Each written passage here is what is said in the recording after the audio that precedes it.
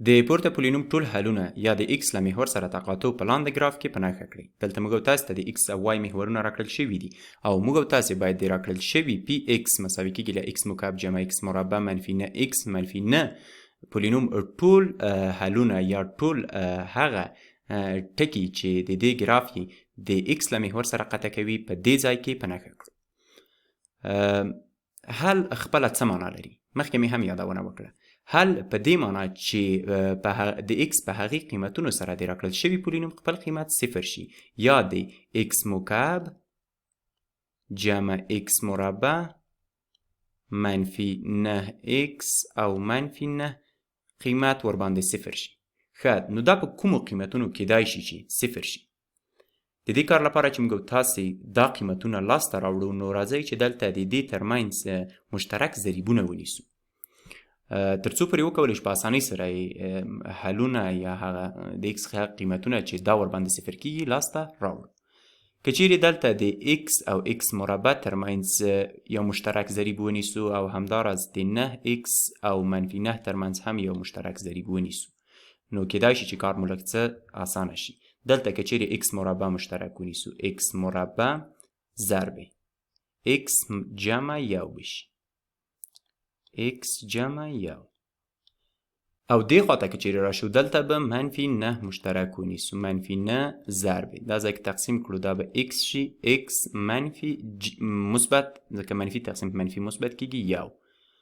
ښه، تر دې ځایه پورې خو مخکې راغلو. اوس که چیرې د دې دواړو له منځ څخه دا ځای او دا ځای مشترک ونیسو ځکه دا یو له بله سره ورته دي په پوره ډول دا دوه به سره مشترک کړو. د مشترک ضریب په توګه به یې دې خواته ولیکو x جمع یو به دا خوا شي او دې خواته به x مربع منفي 9 پاتې شي منفي 9. ښه، نو دا لږ څه نور ساده کول هم غواړي ځکه دلته x مربع منفي 9 لرو. که دې ته لږ څه ځیر شو دې ځای ته دا د a مربع منفي b مربع مطابقت شکل لري. دلته د په ځای x دی او د b په ځای 3 دی ځکه 3 مربع 9 کیږي نو دا ځای باید لږ څه ساده کړو.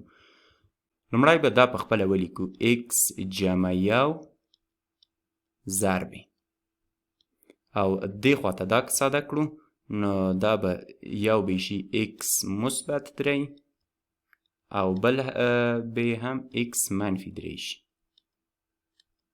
ښه، اوس مو نو دا ځای چې په قوسونو باندې وویشلو له دې څخه ډېر په سادهګۍ سره کولی شو چې د راکړل شوي پولینوم حلونه لاسته راوړو. له دې دریو څخه که چیرې هر یو صفر کیږي نو د ټول پولینوم قیمت به صفر کیږي. لومړی به دې ته راشو دلته x جمع یو دی نو که چیرې موږ او تاسې دلته د p منفي یو ولرو p منفي یو به مساوي شي له صفر سره.